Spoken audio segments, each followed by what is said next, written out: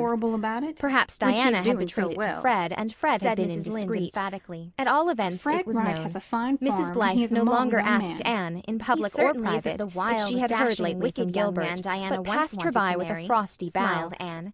Anne, Fred is who had always extremely liked good. Gilbert's merry, That's young-hearted just what he mother, ought to was be. grieved in Do secret you over want this. Diana to marry a Marilla wicked said man? nothing, but Or Mrs. marry Lynde one gave yourself? Anne many exasperated no, digs about I wouldn't it, want to marry until anybody fresh who was gossip wicked. reached that But I worthy think lady, I'd like it if he through the could be medium of wicked Moody and Spurgeon wouldn't. Macpherson's Now mother, Fred is that Anne hopelessly had good. another beau at college, You'll have more who was rich sense and handsome someday, and I good hope. all in one. Said Marilla. After that, Mrs. Rachel Marilla held spoke her rather tongue, bitterly. though she still was wished in her grievously inmost heart disappointed. that Anne had She accepted knew Anne Gilbert. had refused Gilbert Riches Blythe. were all very well, Avonlea gossip but even buzzed Mrs. over Rachel, the fact, which had practical leaked soul out, though she nobody was, knew how. did not consider them the Perhaps one essential. Charlie Sloane had guessed If and Anne told his liked the guesses for handsome truth. unknown better than Perhaps Gilbert, there was Diana nothing had more to betrayed be it to said. Fred, and Fred But had been Mrs. Rachel indiscreet. was dreadfully At all afraid that events, it Anne was going known. to make the mistake Mrs. of Blythe marrying no for longer money. asked Anne in Marilla public knew or Anne private too well to if she fear had this, heard lately from but Gilbert, she felt that but something in passed the her by with universal a scheme of frosty things had bow. gone sadly awry. Anne, Who had always What liked is to Gilbert's be merry, will young-hearted be. mother, was said grieved Mrs. in Rachel secret over gloomily. this. And what Marilla isn't said to be nothing, happens but sometimes. Mrs. Lynde gave Anne many I can't help exasperated believing digs it's about going to it, happen in until Anne's fresh case. gossip reached If that Providence worthy lady, doesn't interfere, through the that's medium what. of Moody Spurgeon Mrs. Macpherson's Rachel mother, sighed.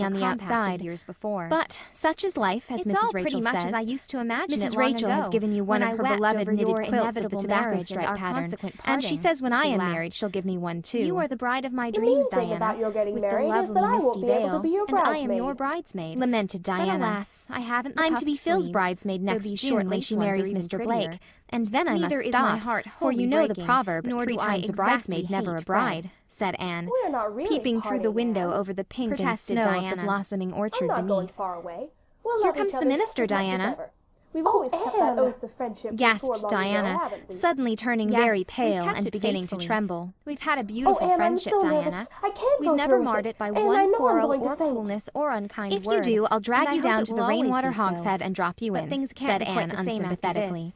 You'll Cheer have up, other dearest. interests. Getting I'll married just can't be be on the so very outside. terrible when so many But people such is survive the life, as ceremony. Mrs. Rachel says. See how cool and composed Mrs. I Rachel am, has and given take me one of her courage. beloved knitted Wait till quilts your of the turn tobacco comes, stripe Miss Anne. pattern, and Oh, she Anne, says I when hear I Father am married coming she'll give me upstairs. one Give me too. my bouquet. The Is my main veil thing right? about your getting Am I very married is pale? that I won't be able to be You your look bridesmaid. just lovely, Lamented Diana. Die, darling, kiss me I'm to goodbye be for the Phil's last bridesmaid time. next June when she Diana marries Barry will Mr. never Blake, kiss me again. and then I must stop. Diana Wright For will, you know though. the proverb, There, 3 Mother's times a calling. Come. bridesmaid, never a bride. Following the said simple, Anne. old-fashioned Peeping way through in the vogue window then, over the pink Anne and went snow down of to the the parlor blossoming on orchard Gilbert's beneath. arm.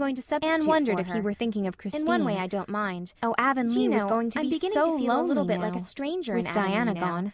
It makes me sorry, but it's true. End of chapter It's 29. quite appalling to see the number of children who have shot up into big boys and girls, really young men and women, these past 2 years. Chapter 30. Mrs. Half Skinner's of my romance. pupils are grown up.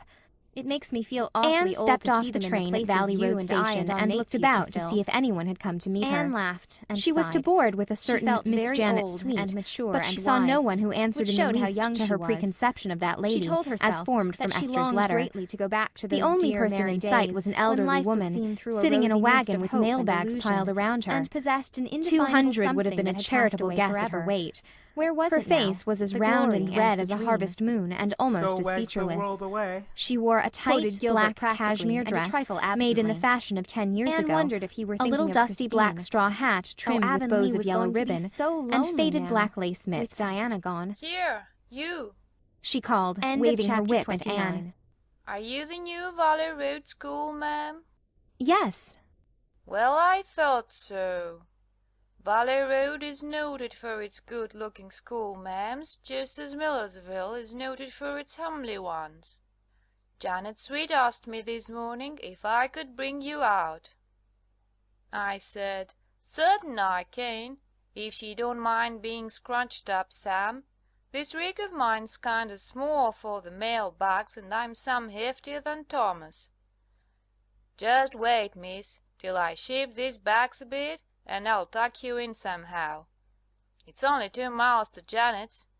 Her next-door neighbor's hired boy is coming for your trunk tonight. My name is Skinner, Amelia Skinner." Anne was eventually tucked in, exchanging amused smiles with herself during the process. "Jog along, black mare," commanded Mrs. Skinner, gathering up the reins in her pudgy hands. "This is my first trip on the mail route. Thomas wanted to hoe his turnips today, so he asked me to come. So I just sat down and took a standing-up snack and started. I sort of like it. Of course it's rather tedious. Part of the time I sits and thinks, and the rest I just sits. Jog along, black mare.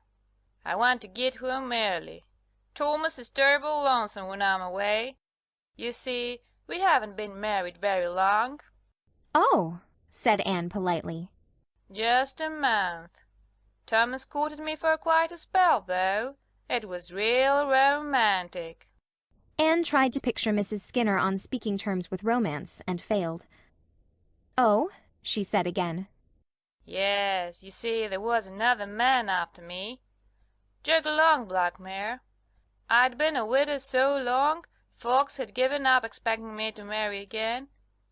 But when my daughter, she's a schoolma'am like you, went out west to teach, I felt real lonesome, and wasn't no wise set against the idea. By, Thomas began to come up, and so did the other fellow, William Obadiah Seaman, his name was. For a long time I couldn't make up my mind which of them to take, and they kept a-coming and coming, and I kept a-worrying.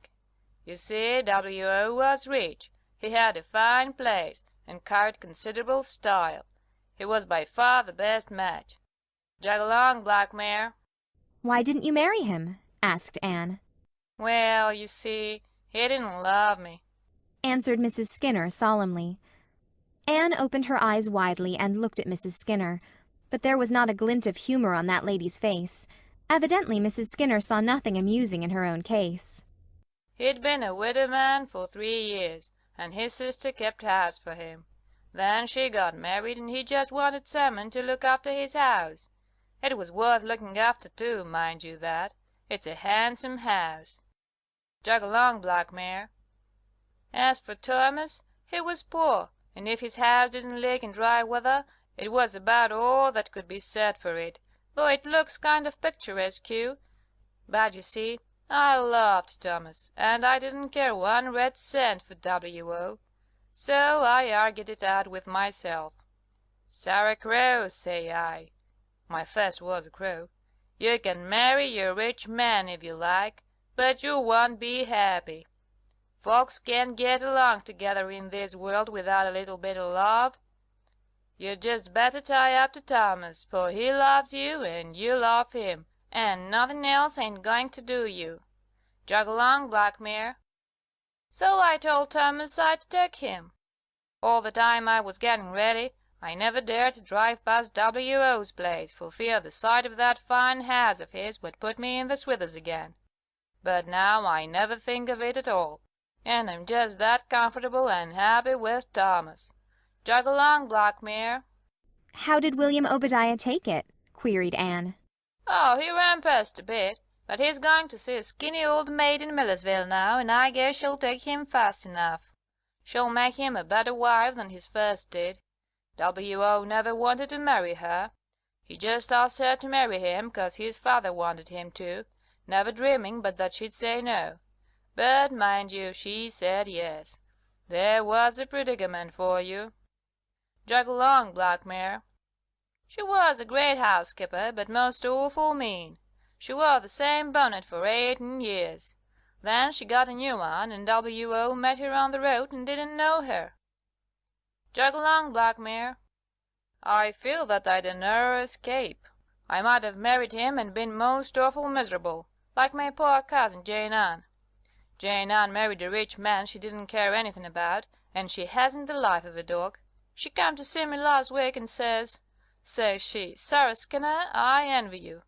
I'd rather live in a little hut on the side of the road with a man I was fond of than in my big house with the one I've got. Jane Ann's man ain't such a bad sort neither, though he's so contrary that he wears his fur coat when the thermometer's at 90. The only way to get him to do anything is to coax him to do the opposite. But there ain't any love to smooth things down, and it's a poor way of living. Jog along, Black Mare. There's Janet's place in the hollow. Wayside, she calls it. Quite picturesque, ain't it? I guess you'll be glad to get out of this, with all them mailbags jamming round you. Yes, but I have enjoyed my drive with you very much, said Anne sincerely. Get away now, said Mrs. Skinner, highly flattered. Wait till I tell Thomas that. He always feels dreadful tickled when I get a compliment. Jog along, Black Mare. Well, here we are. I hope you'll get on well in the school, miss. There's a short cut to it, through the marsh back of Janet's. If you take that way, be awful careful. If you once got stuck in that black mud, you'd be sucked right down and never seen or heard tell of again till the day of judgment, like Adam Palmer's cow. Jog along, Black Mare. End of chapter 30.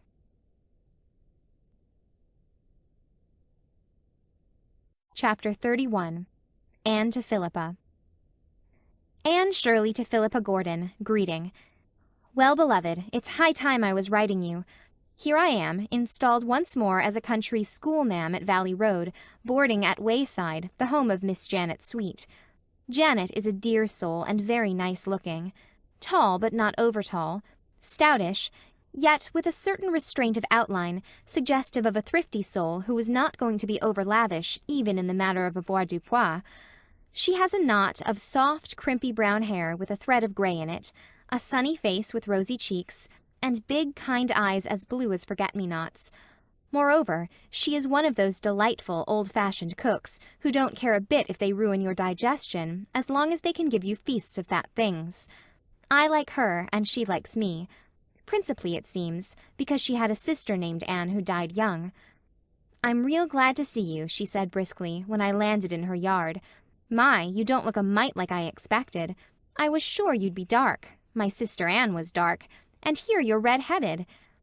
For a few minutes I thought I wasn't going to like Janet as much as I had expected at first sight. Then I reminded myself that I really must be more sensible than to be prejudiced against anyone simply because she called my hair red. Probably the word auburn was not in Janet's vocabulary at all. Wayside is a dear sort of little spot. The house is small and white, set down in a delightful little hollow that drops away from the road. Between road and house is an orchard and flower garden all mixed up together. The front door walk is bordered with quahog clamshells. Cowhawks, Janet calls them. There is Virginia creeper over the porch and moss on the roof. My room is a neat little spot off the parlor, just big enough for the bed and me. Over the head of my bed there is a picture of Robbie Burns standing at Highland Mary's grave, shadowed by an enormous weeping willow tree. Robbie's face is so lugubrious that it is no wonder I have bad dreams. Why, the first night I was here I dreamed I couldn't laugh. The parlor is tiny and neat. Its one window is so shaded by a huge willow that the room has a grotto-like effect of emerald gloom. There are wonderful tidies on the chairs, and gay mats on the floor, and books and cards carefully arranged on a round table, and vases of dried grass on the mantelpiece. Between the vases is a cheerful decoration of preserved coffin plates, 5 in all, pertaining respectively to Janet's father and mother, a brother, her sister Anne, and a hired man who died here once. If I go suddenly insane some of these days, know all men by these presents that those coffin plates have caused it. But it's all delightful, and I said so. Janet loved me for it, just as she detested poor Esther, because Esther had said so much shade was unhygienic and had objected to sleeping on a feather-bed. Now, I glory in feather-beds, and the more unhygienic and feathery they are, the more I glory. Janet says it is such a comfort to see me eat. She had been so afraid I would be like Miss Haythorn, who wouldn't eat anything but fruit and hot water for breakfast, and tried to make Janet give up frying things. Esther is really a dear girl, but she is rather given to fads. The trouble is that she hasn't enough imagination, and has a tendency to indigestion. Janet told me I could have the use of the parlor when any young men called. I don't think there are many to call. I haven't seen a young man in Valley Road yet, except the next-door hired boy, Sam Tolliver, a very tall, lank, tow-haired youth. He came over one evening recently and sat for an hour on the garden fence, near the front porch where Janet and I were doing fancy work. The only remarks he volunteered in all that time were, "Have a peppermint, miss? Do now. Fine thing for catarrh, peppermints." And, "Powerful lot of jump grasses round here ternight. Yep." But there is a love affair going on here. It seems to be my fortune to be mixed up, more or less actively, with elderly love affairs. Mr. and Mrs. Irving always say that I brought about their marriage. Mrs. Stephen Clark of Carmody persists in being most grateful to me for a suggestion which somebody else would probably have made if I hadn't. I do really think, though, that Ludovic Speed would never have got any further along than placid courtship if I had not helped him and Theodora Dix out. In the present affair I am only a passive spectator. I've tried once to help things along and made an awful mess of it, so I shall not meddle again. I'll tell you all about it when we meet. End of chapter 31.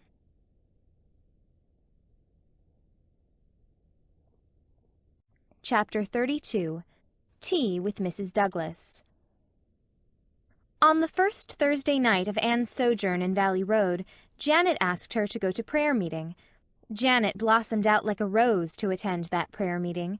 She wore a pale blue, pansy-sprinkled muslin dress with more ruffles than one would ever have supposed economical Janet could be guilty of, and a white leghorn hat with pink roses and 3 ostrich feathers on it. Anne felt quite amazed. Later on, she found out Janet's motive in so arraying herself, a motive as old as Eden. Valley Road prayer meetings seemed to be essentially feminine. There were 32 women present, 2 half-grown boys, and 1 solitary man beside the minister. Anne found herself studying this man. He was not handsome or young or graceful. He had remarkably long legs, so long that he had to keep them coiled up under his chair to dispose of them, and he was stoop-shouldered. His hands were big, his hair wanted barbering, and his mustache was unkempt. But Anne thought she liked his face. It was kind and honest and tender. There was something else in it, too. Just what, Anne found it hard to define. She finally concluded that this man had suffered and been strong, and it had been made manifest in his face. There was a sort of patient, humorous endurance in his expression, which indicated that he would go to the stake if need be, but would keep on looking pleasant until he really had to begin squirming. When prayer meeting was over, this man came up to Janet and said, "May I see you home, Janet?" Janet took his arm, as primly and shyly as if she were no more than 16, having her first escort home, Anne told the girls at Patty's Place later on. "Miss Shirley, permit me to introduce Mr. Douglas," she said stiffly. Mr. Douglas nodded and said, "I was looking at you in prayer meeting, miss, and thinking what a nice little girl you were." Such a speech from 99 people out of 100 would have annoyed Anne bitterly, but the way in which Mr. Douglas said it made her feel that she had received a very real and pleasing compliment. She smiled appreciatively at him and dropped obligingly behind on the moonlit road. So Janet had a beau. Anne was delighted. Janet would make a paragon of a wife, cheery, economical, tolerant, and a very queen of cooks. It would be a flagrant waste on nature's part to keep her a permanent old maid. "John Douglas asked me to take you up to see his mother," said Janet the next day. "She's bedrid a lot of the time and never goes out of the house. But she's powerful fond of company and always wants to see my boarders. Can you go up this evening?" Anne assented, but later in the day Mr. Douglas called on his mother's behalf to invite them up to tea on Saturday evening. "Oh, why didn't you put on your pretty pansy dress?" said Anne when they left home.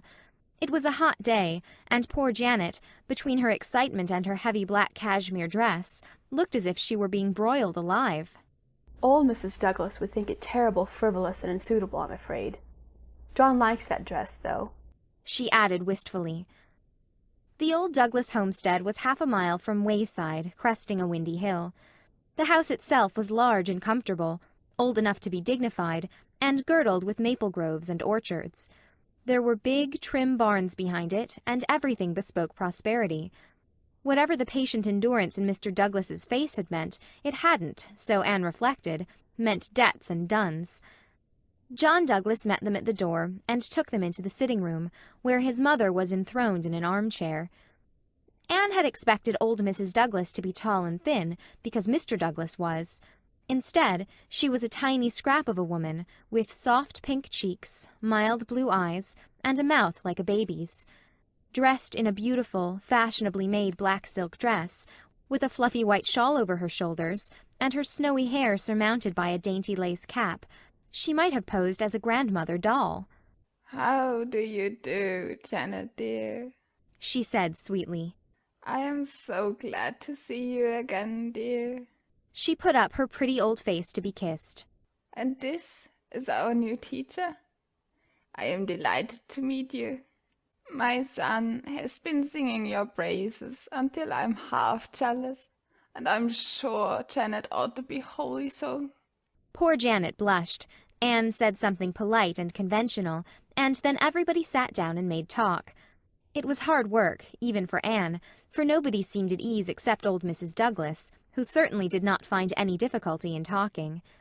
She made Janet sit by her and stroked her hand occasionally. Janet sat and smiled, looking horribly uncomfortable in her hideous dress, and John Douglas sat without smiling. At the tea-table, Mrs. Douglas gracefully asked Janet to pour the tea. Janet turned redder than ever, but did it. Anne wrote a description of that meal to Stella. "We had cold tongue and chicken and strawberry preserves, lemon pie and tarts and chocolate cake and raisin cookies and pound cake and fruit cake, and a few other things, including more pie. Caramel pie, I think it was. After I had eaten twice as much as was good for me, Mrs. Douglas sighed and said she feared she had nothing to tempt my appetite. I'm afraid dear Janet's cooking has spoiled you for any other, she said sweetly. Of course nobody in Valley Road aspires to rival her. Won't you have another piece of pie, Miss Shirley? You haven't eaten anything. Stella, I had eaten a helping of tongue and one of chicken, 3 biscuits, a generous allowance of preserves, a piece of pie, a tart, and a square of chocolate cake. After tea, Mrs. Douglas smiled benevolently and told John to take dear Janet out into the garden and get her some roses. Miss Shirley will keep me company while you are out, won't you? She said plaintively. She settled down in her armchair with a sigh. I am a very frail old woman, Miss Shirley. For over 20 years I've been a great sufferer. For 20 long, weary years I've been dying by inches. How painful, said Anne, trying to be sympathetic and succeeding only in feeling idiotic. There have been scores of nights when they thought I could never live to see the dawn, went on Mrs. Douglas solemnly. Nobody knows what I've gone through. Nobody can know but myself. Well, it can't last very much longer now. My very pilgrimage will soon be over, Miss Shirley. It is a great comfort to me that John will have such a good wife to look after him when his mother is gone. A great comfort, Miss Shirley. Janet is a lovely woman, said Anne warmly. Lovely. A beautiful character, assented Mrs. Douglas. And a perfect housekeeper. Something I never was. My health would not permit it, Miss Shirley. I am indeed thankful that John has made such a wise choice. I hope and believe that he will be happy. He is my only son, Miss Shirley, and his happiness lies very near my heart. Of course, said Anne stupidly. For the first time in her life she was stupid, yet she could not imagine why. She seemed to have absolutely nothing to say to this sweet, smiling, angelic old lady who was patting her hand so kindly. Come and see me soon again, dear Janet, said Mrs. Douglas lovingly when they left. You don't come half often enough, but then I suppose John will be bringing you here to stay all the time, one of these days. Anne, happening to glance at John Douglas as his mother spoke, gave a positive start of dismay. He looked as a tortured man might look when his tormentors gave the rack the last turn of possible endurance. She felt sure he must be ill, and hurried poor blushing Janet away. "Isn't old Mrs. Douglas a sweet woman?" asked Janet as they went down the road. Answered Anne absently. She was wondering why John Douglas had looked so. "She's been a terrible sufferer," said Janet feelingly. "She takes terrible spells. It keeps John all worried up. He's scared to leave home for fear his mother will take a spell, and nobody there but the hired girl." End of chapter 32.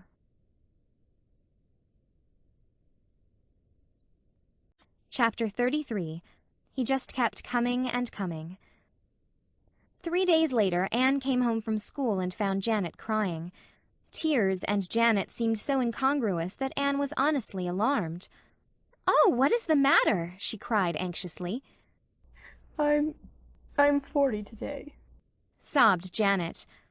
"Well, you were nearly that yesterday and it didn't hurt," comforted Anne, trying not to smile. But, went on Janet with a big gulp. "John Douglas won't ask me to marry him." "Oh, but he will," said Anne lamely. "You must give him time, Janet." "Time," said Janet with indescribable scorn. "He has had 20 years. How much time does he want?" "Do you mean that John Douglas has been coming to see you for 20 years? "He has, and he has never so much as mentioned marriage to me. And I don't believe he ever will now. I've never said a word to a mortal about it, but it seems to me I've just got to talk it out with someone at last or go crazy. John Douglas began to go with me 20 years ago, before Mother died. Well, he kept coming and coming, and after a spell I began making quilts and things, but he never said anything about getting married, only just kept coming and coming. There wasn't anything I could do. Mother died when we'd been going together for 8 years. I thought he maybe would speak out then, seeing as I was left alone in the world. He was real kind and feeling and did everything he could for me, but he never said marry. And that's the way it has been going on ever since. People blame me for it. They say I won't marry him because his mother is so sickly and I don't want the bother of waiting on her. Why, I'd love to wait on John's mother. But I let them think so. I'd rather they blame me than pity me. It's so dreadful humiliating that John won't ask me. And why won't he? Seems to me if I only knew his reason, I wouldn't mind so much." "Perhaps his mother doesn't want him to marry anybody," suggested Anne. "Oh, she does. She's told me time and again that she'd love to see John settled before her time comes. She's always giving him hints. You heard her yourself the other day. I thought I'd gone through the floor." "It's beyond me," said Anne helplessly. She thought of Ludovic's speed, but the cases were not parallel. John Douglas was not a man of Ludovic's type. "You should show more spirit, Janet," she went on resolutely. "Why didn't you send him about his business long ago?" "I couldn't," said poor Janet pathetically. "You see, Anne, I've always been awful fond of John. He might just as well keep coming as not, for there was never anybody else I'd want, so it didn't matter." "But it might have made him speak out like a man," urged Anne. Janet shook her head. "No, I guess not. I was afraid to try anyway, for fear he'd think I meant it and just go. I suppose I'm a poor-spirited creature, but that is how I feel, and I can't help it." "Oh, you could help it, Janet. It isn't too late yet. Take a firm stand. Let that man know you are not going to endure his shilly-shallying any longer. I'll back you up." "I dunno," said Janet hopelessly. "I don't know if I could ever get up enough spunk. Things have drifted so long. But I'll think it over." Anne felt that she was disappointed in John Douglas. She had liked him so well, and she had not thought him the sort of man who would play fast and loose with a woman's feelings for 20 years. He certainly should be taught a lesson, and Anne felt vindictively that she would enjoy seeing the process. Therefore she was delighted when Janet told her, as they were going to prayer meeting the next night, that she meant to show some spirit. "I'll let John Douglas see I'm not going to be trodden on any longer." "You are perfectly right," said Anne emphatically. When prayer meeting was over, John Douglas came up with his usual request. Janet looked frightened but resolute. No, thank you, she said icily. I know the road home pretty well alone. I ought to, seeing I've been traveling for 40 years. So you needn't trouble yourself, Mr. Douglas.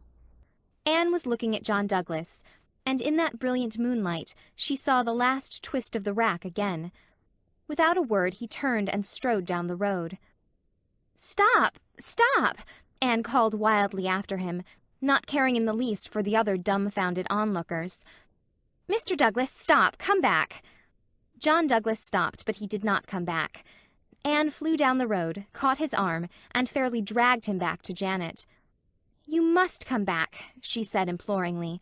"It's all a mistake, Mr. Douglas, all my fault. I made Janet do it. She didn't want to. But it's all right now, isn't it, Janet?" Without a word, Janet took his arm and walked away. Anne followed them meekly home and slipped in by the back door. Well, you are a nice person to back me up, said Janet sarcastically. "I couldn't help it, Janet," said Anne repentantly. "I just felt as if I had stood by and seen murder done. I had to run after him." Oh, I'm just as glad you did. When I saw John Douglas making off down that road, I just felt as if every little bit of joy and happiness that was left in my life was going with him. It was an awful feeling. "Did he ask you why you did it?" asked Anne. No, he never said a word about it, replied Janet dully. End of chapter 33. Chapter 34. John Douglas Speaks at Last.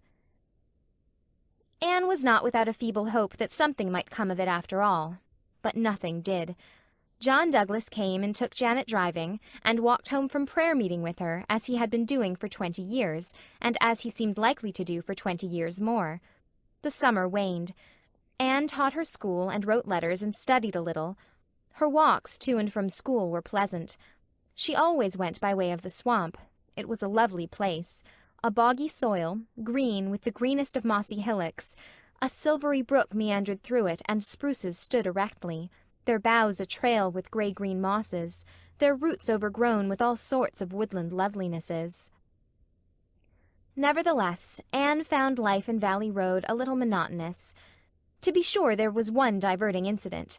She had not seen the lank, tow-headed Samuel of the Peppermints since the evening of his call, save for chance meetings on the road. But one warm August night he appeared, and solemnly seated himself on the rustic bench by the porch. He wore his usual working habiliments, consisting of varipatched trousers, a blue jean shirt, out at the elbows, and a ragged straw hat. He was chewing a straw, and he kept on chewing it while he looked solemnly at Anne. Anne laid her book aside with a sigh, and took up her doily. Conversation with Sam was really out of the question. After a long silence, Sam suddenly spoke. "I'm leaving over there," he said abruptly, waving his straw in the direction of the neighboring house. "Oh, are you?" said Anne politely. "Yep." "And where are you going now?"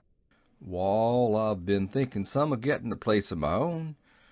There's one that'd suit me over at Millersville, but if I rents it, I'll want a woman." "I suppose so," said Anne vaguely. "Yep." There was another long silence. Finally Sam removed his straw again and said, "Will you have me?" "What?" gasped Anne. "Will you have me?" "Do you mean marry you?" queried poor Anne feebly. "Yep." "Why, I'm hardly acquainted with you," cried Anne indignantly. "But you'd get acquainted with me after we was married," said Sam. Anne gathered up her poor dignity. "Certainly I won't marry you," she said haughtily. "Wall, you might do worse," expostulated Sam. "I'm a good worker, and I've got some money in the bank." "Don't speak of this to me again. Whatever put such an idea into your head?" said Anne, her sense of humor getting the better of her wrath. It was such an absurd situation.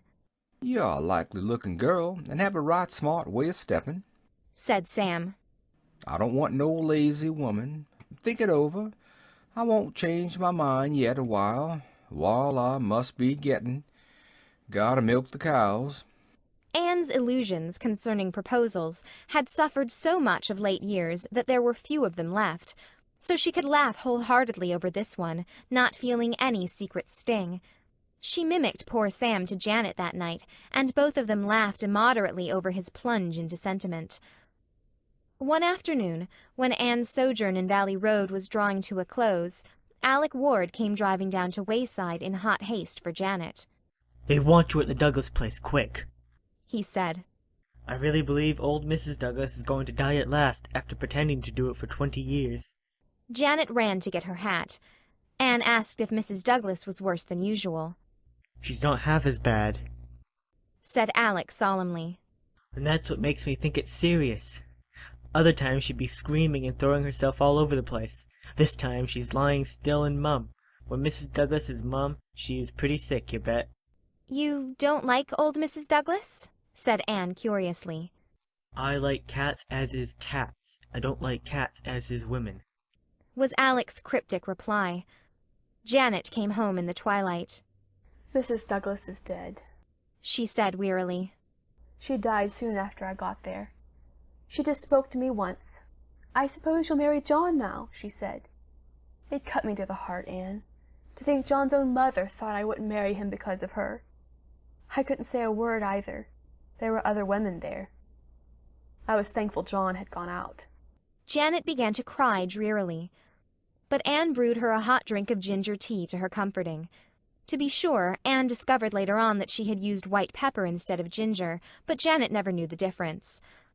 The evening after the funeral, Janet and Anne were sitting on the front porch steps at sunset. The wind had fallen asleep in the pinelands, and lurid sheets of heat lightning flickered across the northern skies. Janet wore her ugly black dress and looked her very worst, her eyes and nose red from crying. They talked little, for Janet seemed faintly to resent Anne's efforts to cheer her up. She plainly preferred to be miserable. Suddenly the gate latch clicked, and John Douglas strode into the garden. He walked towards them straight over the geranium bed. Janet stood up. So did Anne. Anne was a tall girl and wore a white dress, but John Douglas did not see her. "Janet," he said, "will you marry me?" The words burst out as if they had been wanting to be said for 20 years and must be uttered now before anything else. Janet's face was so red from crying that it couldn't turn any redder, so it turned a most unbecoming purple. "Why didn't you ask me before?"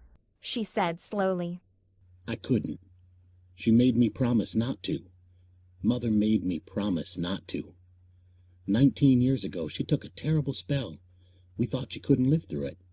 She implored me to promise not to ask you to marry me while she was alive. I didn't want to promise such a thing, even though we all thought she couldn't live very long. The doctor only gave her 6 months. But she begged it on her knees, sick and suffering. I had to promise." "What had your mother against me?" cried Janet. Nothing. Nothing. She just didn't want another woman, any woman, there while she was living. She said if I didn't promise, she'd die right there, and I'd have killed her. So I promised. And she's held me to that promise ever since, though I've gone on my knees to her in my turn to beg her to let me off." "Why didn't you tell me this?" asked Janet chokingly. "If I'd only known, why didn't you just tell me?" "She made me promise I wouldn't tell a soul," said John hoarsely. "She swore me to it on the Bible, Janet. I'd never have done it if I'd dreamed it was to be for so long. Janet, you'll never know what I've suffered these 19 years. I know I've made you suffer too, but you'll marry me for all, won't you, Janet? Oh, Janet, won't you? I've come as soon as I could to ask you." At this moment the stupefied Anne came to her senses and realized that she had no business to be there. She slipped away and did not see Janet until the next morning, when the latter told her the rest of the story. "That cruel, relentless, deceitful old woman!" cried Anne. "Hush. She's dead," said Janet solemnly. "If she wasn't, but she is, so we mustn't speak evil of her. But I'm happy at last, Anne, and I wouldn't have minded waiting so long a bit if I'd only known why." "When are you to be married?" "Next month. Of course it will be very quiet. I suppose people will talk terrible. They'll say I made enough haste to snap John up as soon as his poor mother was out of the way. John wanted to let them know the truth, but I said, "No, John. After all, she was your mother, and we'll keep the secret between us and not cast any shadow on her memory. I don't mind what people say, now that I know the truth myself. It don't matter a mite. Let it all be buried with the dead," says I to him. So I coaxed him round to agree with me. "You're much more forgiving than I could ever be," Anne said, rather crossly.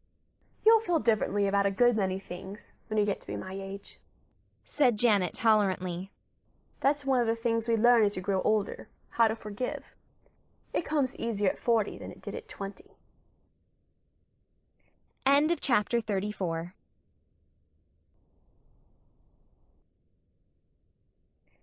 Chapter 35. The last Redmond year opens. Here we are, all back again, nicely sunburned and rejoicing as a strong man to run a race," said Phil, sitting down on a suitcase with a sigh of pleasure. "Isn't it jolly to see this dear old Patty's Place again? And Auntie? And the cats? Rusty has lost another piece of ear, hasn't he?" "Rusty would be the nicest cat in the world if he had no ears at all," declared Anne loyally from her trunk, while Rusty writhed about her lap in a frenzy of welcome. "Aren't you glad to see us back, Auntie?" demanded Phil. "Yes, but I wish you'd tidy things up," said Aunt Jamesina plaintively, looking at the wilderness of trunks and suitcases by which the 4 laughing, chattering girls were surrounded. "You can talk just as well later on. Work first and then play used to be my motto when I was a girl." "Oh, we've just reversed that in this generation, Auntie. Our motto is play your play and then dig in. You can do your work so much better if you've had a good bout of play first."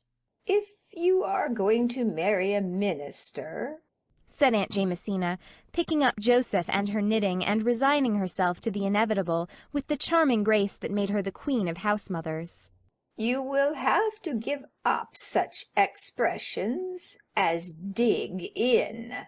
"Why?" moaned Phil. "Oh, why must a minister's wife be supposed to utter only prunes and prisms? I shan't. Everybody on Patterson Street uses slang. That is to say, metaphorical language. And if I didn't, they would think me insufferably proud and stuck up." "Have you broken the news to your family?" asked Priscilla, feeding the Sarah cat bits from her lunch basket. Phil nodded. "How did they take it?" "Oh, Mother rampaged, but I stood rock firm. Even I, Philippa Gordon, who never before could hold fast to anything. Father was calmer. Father's own daddy was a minister, so you see he has a soft spot in his heart for the cloth. I had Joe up to Mount Holly, after Mother grew calm, and they both loved him. But Mother gave him some frightful hints in every conversation regarding what she had hoped for me. Oh, my vacation pathway hasn't been exactly strewn with roses, girls dear. But I've won out, and I've got Joe. Nothing else matters." "To you," said Aunt Jamesina darkly. "Nor to Joe either," retorted Phil. "You keep on pitying him. Why, pray? I think he's to be envied. He's getting brains, beauty, and a heart of gold in me." "It's well we know how to take your speeches," said Aunt Jamesina patiently.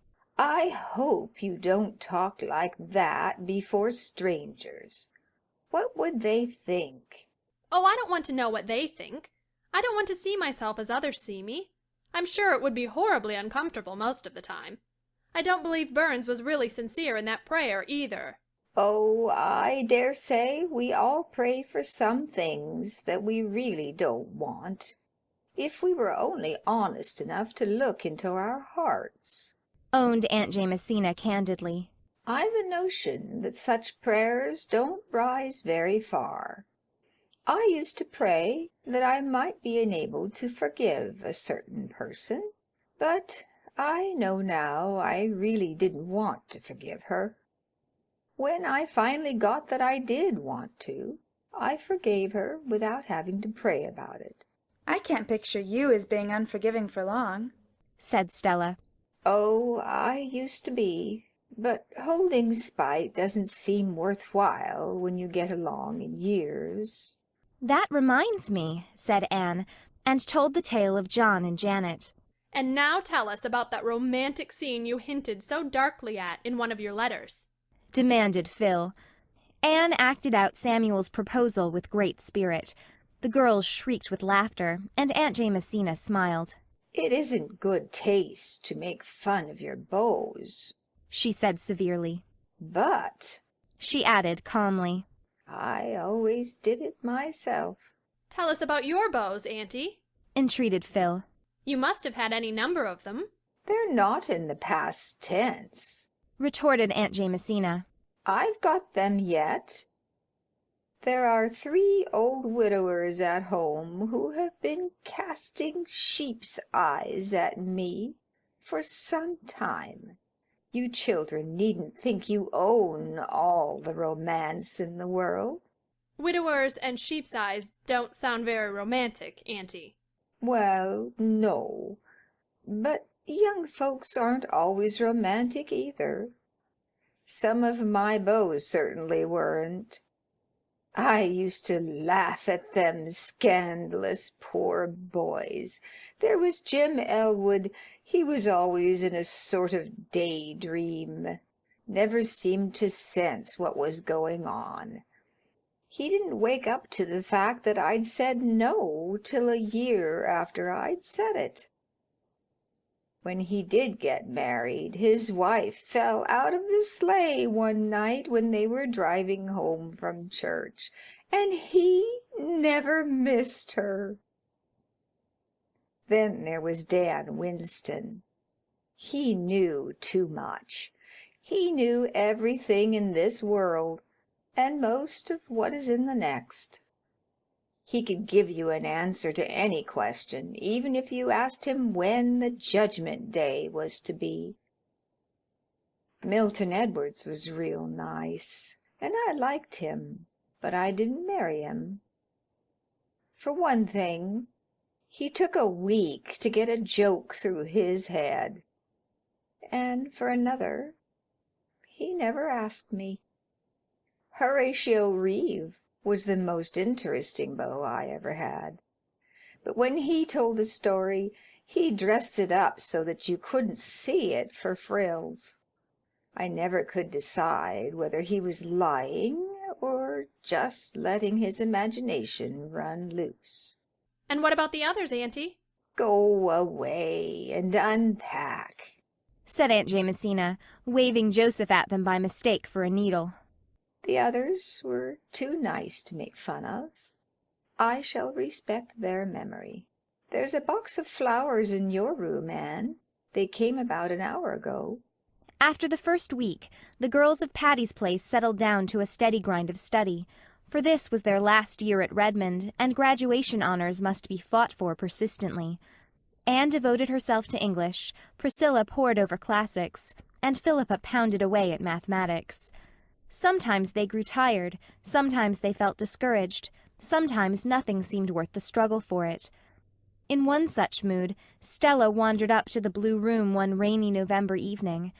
Anne sat on the floor in a little circle of light cast by the lamp beside her, amid a surrounding snow of crumpled manuscript. "What in the world are you doing?" "Just looking over some old story club yarns. I wanted something to cheer and inebriate. I'd studied until the world seemed azure, so I came up here and dug these out of my trunk. They are so drenched in tears and tragedy that they are excruciatingly funny." "I'm blue and discouraged myself," said Stella, throwing herself on the couch. "Nothing seems worth while. My very thoughts are old. I've thought them all before. What is the use of living after all, Anne?" "Honey, it's just brain fag that makes us feel that way, and the weather. A pouring rainy night like this, coming after a hard day's grind, would squelch anyone but a Mark Tapley. You know it is worthwhile to live." "Oh, I suppose so, but I can't prove it to myself just now." "Just think of all the great and noble souls who have lived and worked in the world," said Anne dreamily. "Isn't it worthwhile to come after them and inherit what they won and taught? Isn't it worthwhile to think we can share their inspiration? And then all the great souls that will come in the future. Isn't it worthwhile to work a little and prepare the way for them, make just one step in their path easier?" "Oh, my mind agrees with you, Anne, but my soul remains doleful and uninspired. I'm always grubby and dingy on rainy nights." "Some nights I like the rain. I like to lie in bed and hear it pattering on the roof and drifting through the pines." "I like it when it stays on the roof," said Stella. "It doesn't always. I spent a gruesome night in an old country farmhouse last summer. The roof leaked, and the rain came pattering down on my bed. There was no poetry in that. I had to get up in the mirk midnight and chivvy around to pull the bedstead out of the drip, and it was one of those solid, old-fashioned beds that weigh a ton, more or less. And then that drip drop kept up all night until my nerves just went to pieces. You've no idea what an eerie noise a great drop of rain falling with a mushy thud on a bare floor makes in the night. It sounds like the ghostly footsteps and all that sort of thing. What are you laughing over, Anne?" "These stories. As Phil would say, they are killing. In more senses than one, for everybody died in them. What dazzlingly lovely heroines we had, and how we dressed them. Silks, satins, velvets, jewels, laces. They never wore anything else.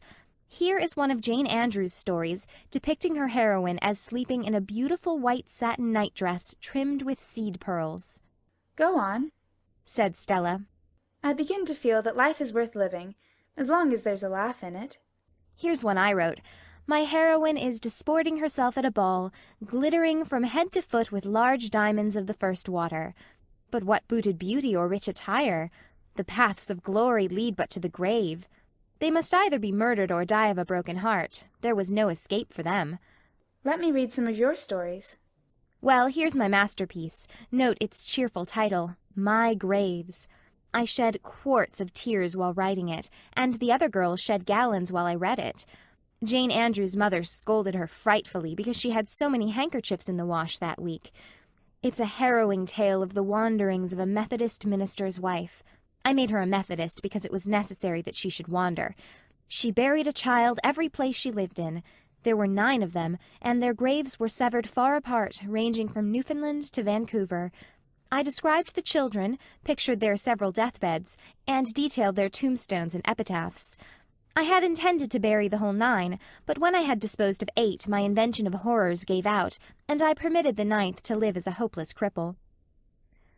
While Stella read My Graves, punctuating its tragic paragraphs with chuckles, and Rusty slept the sleep of a just cat who has been out all night, curled up on a Jane Andrews tale of a beautiful maiden of 15 who went to nurse in a leper colony, of course dying of the loathsome disease finally, Anne glanced over the other manuscripts, and recalled the old days at Avonlea school when the members of the Story Club, sitting under the spruce trees or down among the ferns by the brook, had written them. What fun they had had! How the sunshine and mirth of those olden summers returned as she read. Not all the glory that was Greece or the grandeur that was Rome could weave such wizardry as those funny, tearful tales of the Story Club.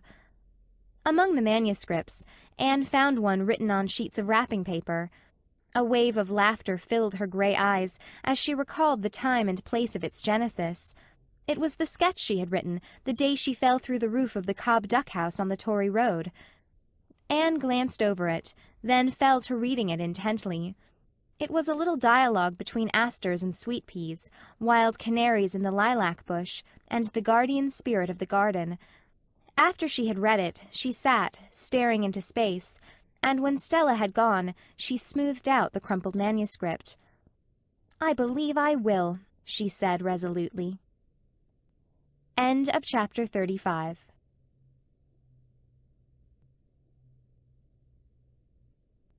Chapter 36. The Gardener's Call. "Here is a letter with an Indian stamp for you, Aunt Jimsy," said Phil. "Here are 3 for Stella, and 2 for Priss, and a glorious fat one for me from Joe. There's nothing for you, Anne, except a circular." Nobody noticed Anne's flush as she took the thin letter Phil tossed her carelessly. But a few minutes later, Phil looked up to see a transfigured Anne. "Honey, what good thing has happened?" "The youth's friend has accepted a little sketch I sent them a fortnight ago," said Anne, trying hard to speak as if she were accustomed to having sketches accepted every mail, but not quite succeeding. "Anne Shirley! How glorious! What was it? When is it to be published? Did they pay you for it?" "Yes, they've sent a check for $10, and the editor writes that he would like to see more of my work. Dear man, he shall. It was an old sketch I found in my box. I rewrote it and sent it in. but I never really thought it could be accepted because it had no plot," said Anne, recalling the bitter experience of Averil's atonement. What are you going to do with that $10, Anne? Let's all go uptown and get drunk," suggested Phil. "I am going to squander it in a wild, soulless revel of some sort," declared Anne gaily. "At all events, it isn't tainted money, like the check I got for that horrible Reliable baking powder story. I spent it usefully for clothes and hated them every time I put them on." "Think of having a real live author at Patty's Place," said Priscilla. "It's a great responsibility," said Aunt Jamesina solemnly. "Indeed it is," agreed Pris with equal solemnity. "Authors are kittle-cattle. You never know when or how they will break out. Anne may make copy of us." "I meant that the ability to write for the press was a great responsibility," said Aunt Jamesina severely. "and I hope Anne realizes it. My daughter used to write stories before she went to the foreign field, but now she has turned her attention to higher things. She used to say her motto was, 'Never write a line you would be ashamed to read at your own funeral.' You'd better take that for yours, Anne, if you are going to embark in literature. Though, to be sure," added Aunt Jamesina perplexedly, "Elizabeth always used to laugh when she said it. She always laughed so much that I don't know how she ever came to decide on being a missionary. I'm thankful she did. I prayed that she might. But I wish she hadn't." Then Aunt Jamesina wondered why those giddy girls all laughed.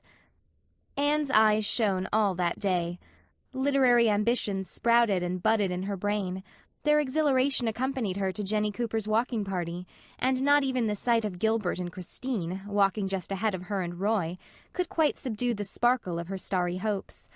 Nevertheless, she was not so rapt from things of earth as to be unable to notice that Christine's walk was decidedly ungraceful. "But I suppose Gilbert looks only at her face. So like a man," thought Anne scornfully. "Shall you be at home Saturday afternoon?" asked Roy. "Yes," "My mother and sisters are coming to call on you," said Roy quietly. Something went over Anne which might be described as a thrill, but it was hardly a pleasant one. She had never met any of Roy's family. She realized the significance of his statement, and it had, somehow, an irrevocableness about it that chilled her. "I shall be glad to see them," she said flatly, and then wondered if she really would be glad. She ought to be, of course, but would it not be something of an ordeal? Gossip had filtered to Anne, regarding the light in which the Gardners viewed the infatuation of son and brother. Roy must have brought pressure to bear in the matter of this call. Anne knew she would be weighed in the balance. From the fact that they had consented to call, she understood that, willingly or unwillingly, they regarded her as a possible member of their clan. "I shall just be myself. I shall not try to make a good impression," thought Anne loftily. But she was wondering what dress she would better wear Saturday afternoon, and if the new style of high hair-dressing would suit her better than the old, and the walking party was rather spoiled for her. By night she had decided that she would wear her brown chiffon on Saturday, but would do her hair low. Friday afternoon none of the girls had classes at Redmond. Stella took the opportunity to write a paper for the Philomathic Society, and was sitting at the table in the corner of the living-room, with an untidy litter of notes and manuscript on the floor around her. Stella always vowed she could never write anything unless she threw each sheet down as she completed it. Anne, in her flannel blouse and serge skirt, with her hair rather blown from her windy walk home, was sitting squarely in the middle of the floor, teasing the Sarah-cat with a wishbone. Joseph and Rusty were both curled up in her lap. A warm, plummy odor filled the whole house, for Priscilla was cooking in the kitchen. Presently she came in, enshrouded in a huge work-apron, with a smudge of flour on her nose, to show Aunt Jamesina the chocolate cake she had just iced. At this auspicious moment the knocker sounded. Nobody paid any attention to it save Phil, who sprang up and opened it, expecting a boy with the hat she had bought that morning. On the doorstep stood Mrs. Gardner and her daughters. Anne scrambled to her feet somehow, emptying 2 indignant cats out of her lap as she did so, and mechanically shifting her wishbone from her right hand to her left.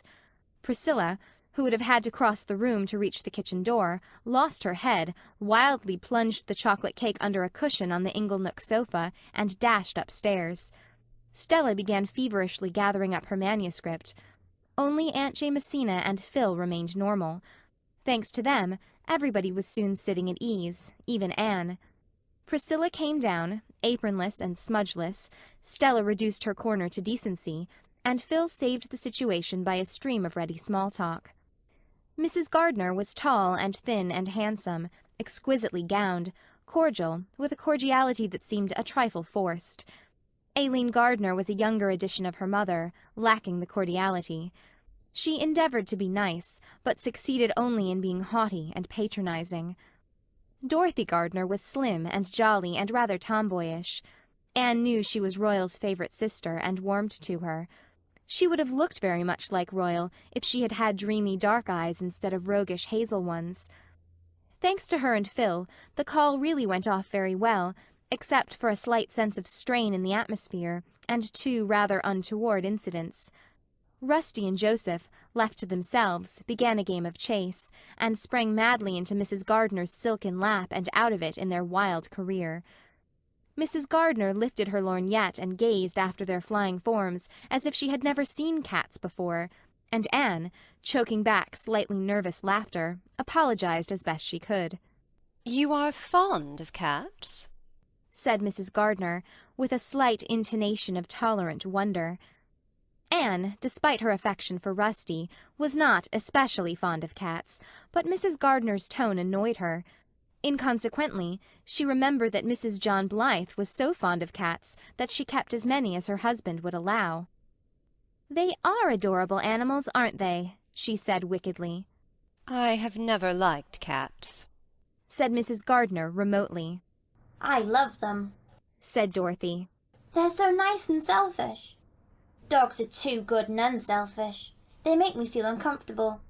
But cats are gloriously human." "You have 2 delightful old china dogs there. May I look at them closely?" said Aileen, crossing the room towards the fireplace, and thereby becoming the unconscious cause of the other accident. Picking up Magog, she sat down on the cushion under which was secreted Priscilla's chocolate cake. Priscilla and Anne exchanged agonized glances, but could do nothing. The stately Aileen continued to sit on the cushion and discuss china dogs until the time of departure. Dorothy lingered behind a moment to squeeze Anne's hand and whisper impulsively. "I know you and I are going to be chums. Oh, Roy told me all about you. I'm the only one in the family he talks to. Poor boy. Nobody could confide in Mama or Aileen, you know. What glorious times you girls must have. Won't you let me come often and have a share in them?" "Come as often as you like," Anne responded heartily, thankful that one of Roy's sisters was likable. She would never like Aileen, so much was certain, and Aileen would never like her, though Mrs. Gardner might be won. Altogether, Anne sighed with relief when the ordeal was over. "Of all sad words of tongue or pen, the saddest are it might have been," quoted Priscilla tragically, lifting the cushion. "This cake is now what you might call a flat failure, and the cushion is likewise ruined. Never tell me that Friday isn't unlucky."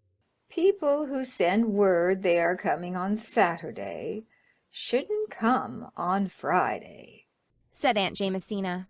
"I fancy it was Roy's mistake," said Phil. "That boy isn't really responsible for what he says when he talks to Anne. Where is Anne?" Anne had gone upstairs. She felt oddly like crying, but she made herself laugh instead. Rusty and Joseph had been too awful, and Dorothy was a dear. End of chapter 36.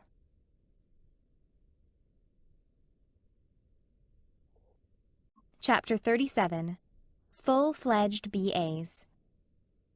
"I wish I were dead, or that it were tomorrow night," groaned Phil. "If you live long enough, both wishes will come true," said Anne calmly.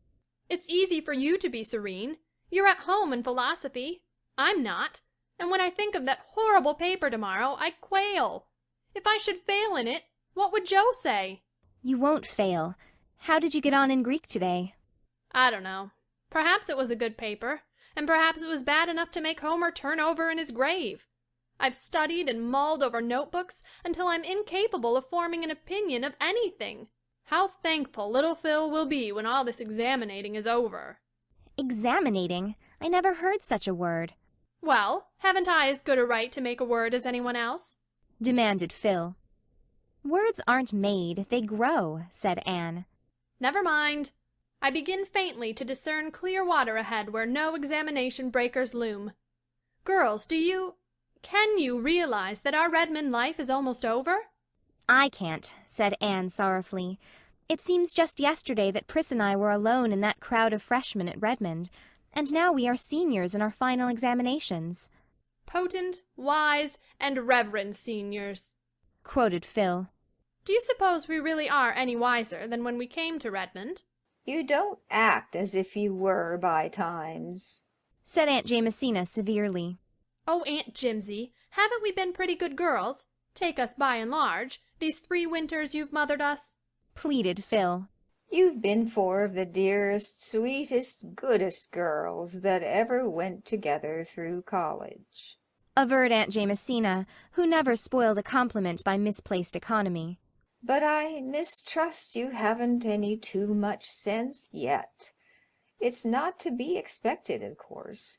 Experience teaches sense. You can't learn it in a college course. You've been to college 4 years, and I never was. But I know heaps more than you do, young ladies. There are lots of things that never go by rule. There's a powerful pile of knowledge that you never get at college. There are heaps of things you never learn at school, quoted Stella. Have you learned anything at Redmond except dead languages and geometry and such trash? Queried Aunt Jamesina. Oh, yes, I think we have, Auntie, protested Anne. We've learned the truth of what Professor Woodley told us last Philomathic, said Phil. He said, humor is the spiciest condiment in the feast of existence. Laugh at your mistakes, but learn from them. Joke over your troubles, but gather strength from them. Make a jest of your difficulties, but overcome them. Isn't that worth learning, Aunt Jimsy? Yes, it is, dearie, when you've learned to laugh at the things that should be laughed at, and not to laugh at those that shouldn't. You've got wisdom and understanding. What have you got out of your Redmond course, Anne? Murmured Priscilla aside. I think, said Anne slowly, that I really have learned to look upon each little hindrance as a jest, and each great one as the foreshadowing of victory. Summing up, I think that is what Redmond has given me. I shall have to fall back on another Professor Woodley quotation to express what it has done for me, said Priscilla. You remember that he said in his address, there is so much in the world for us all, if we only have the eyes to see it, and the heart to love it, and the hand to gather it to ourselves. So much in men and women, so much in art and literature, so much everywhere in which to delight, and for which to be thankful. I think Redmond has taught me that in some measure, Anne. Judging from what you all say, remarked Aunt Jamesina, the sum and substance is that you can learn, if you've got natural gumption enough, in 4 years at college, what it would take about 20 years of living to teach you. Well, that justifies higher education in my opinion. It's a matter I was always dubious about before. But what about people who haven't natural gumption, Aunt Jimsy? People who haven't natural gumption never learn, retorted Aunt Jamesina. Neither in college nor life. If they live to be 100, they really don't know anything more than when they were born. It's their misfortune, not their fault, poor souls. But those of us who have some gumption should duly thank the Lord for it. Will you please define what gumption is, Aunt Jimsy? Asked Phil. No, I won't, young woman. Anyone who has gumption knows what it is, and anyone who hasn't can never know what it is. So there is no need of defining it. The busy days flew by, and examinations were over. Anne took high honors in English, Priscilla took honors in classics, and Phil in mathematics. Stella obtained a good all-round showing. Then came convocation. "This is what I would once have called an epoch in my life," said Anne, as she took Roy's violets out of their box and gazed at them thoughtfully. She meant to carry them, of course, but her eyes wandered to another box on her table. It was filled with lilies of the valley, as fresh and fragrant as those which bloomed in the Green Gables yard when June came to Avonlea. Gilbert Blythe's card lay beside it. Anne wondered why Gilbert should have sent her flowers for convocation. She had seen very little of him during the past winter. He had come to Patty's Place only one Friday evening since the Christmas holidays, and they rarely met elsewhere. She knew he was studying very hard, aiming at high honors and the Cooper Prize, and he took little part in the social doings of Redmond. Anne's own winter had been quite gay socially. She had seen a good deal of the Gardners. She and Dorothy were very intimate. College circles expected the announcement of her engagement to Roy any day. Anne expected it herself. Yet, just before she left Patty's Place for convocation, she flung Roy's violets aside and put Gilbert's lilies of the valley in their place. She could not have told why she did it. Somehow, old Avonlea days and dreams and friendships seemed very close to her in this attainment of her long-cherished ambitions. She and Gilbert had once pictured out merrily the day on which they should be capped and gowned graduates in arts. The wonderful day had come, and Roy's violets had no place in it. Only her old friend's flowers seemed to belong to this fruition of old blossoming hopes which he had once shared. For years this day had beckoned and allured to her, but when it came, the one single, keen, abiding memory it left with her was not that of the breathless moment when the stately president of Redmond gave her cap and diploma and hailed her B.A. It was not of the flash in Gilbert's eyes when he saw her lilies, nor the puzzled, pained glance Roy gave her as he passed her on the platform. It was not of Aileen Gardner's condescending congratulations, or Dorothy's ardent, impulsive good wishes. It was of one strange, unaccountable pang that spoiled this long-expected day for her, and left in it a certain faint but enduring flavor of bitterness. The arts graduates gave a graduation dance that night. When Anne dressed for it, she tossed aside the pearl beads she usually wore, and took from her trunk the small box that had come to Green Gables on Christmas Day. In it was a thread-like gold chain, with a tiny pink enamel heart as a pendant. On the accompanying card was written, "With all good wishes from your old chum, Gilbert." Anne, laughing over the memory the enamel heart conjured up, the fatal day when Gilbert had called her carrots and vainly tried to make his peace with a pink candy heart, had written him a nice little note of thanks. But she had never worn the trinket. Tonight she fastened it about her white throat with a dreamy smile. She and Phil walked to Redmond together. Anne walked in silence. Phil chattered of many things. Suddenly she said, "I heard today that Gilbert Blythe's engagement to Christine Stuart was to be announced as soon as convocation was over. Did you hear anything of it?" "No," said Anne. "I think it's true," said Phil lightly. Anne did not speak. In the darkness she felt her face burning. She slipped her hand inside her collar and caught at the gold chain. One energetic twist and it gave way. Anne thrust the broken trinket into her pocket. Her hands were trembling and her eyes were smarting. But she was the gayest of all the gay revellers that night, and told Gilbert unregretfully that her card was full when he came to ask her for a dance. Afterwards, when she sat with the girls before the dying embers at Patty's Place, removing the spring chilliness from their satin skins, none chatted more blithely than she of the day's events. "Moody Spurgeon Macpherson called here tonight, after you left," said Aunt Jamesina, who had sat up to keep the fire on. "He didn't know about the graduation dance. That boy ought to sleep with a rubber band around his head to train his ears not to stick out. I had a beau once who did that, and it improved him immensely. It was I who suggested it to him, and he took my advice. But he never forgave me for it." Moody Spurgeon is a very serious young man, yawned Priscilla. "He is concerned with graver matters than his ears. He is going to be a minister, you know."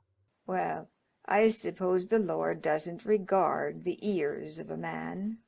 said Aunt Jamesina gravely, dropping all further criticism of Moody Spurgeon. Aunt Jamesina had a proper respect for the cloth, even in the case of an unfledged parson. End of chapter 37.